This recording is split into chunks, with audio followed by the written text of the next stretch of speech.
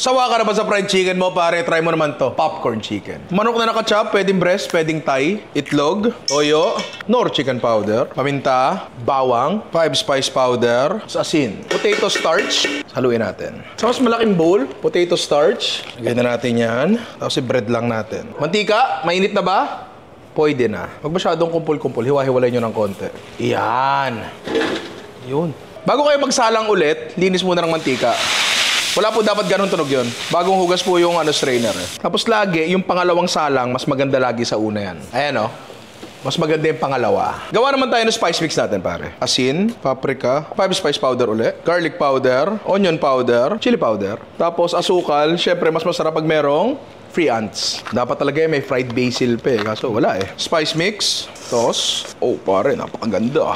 Simpleng-simple. Parang pritong manok lang yan na inartehan, di ba? Tignan mo yan. The perfect bite. Bagay ito sa kanin. Teka, kalahati lang pala.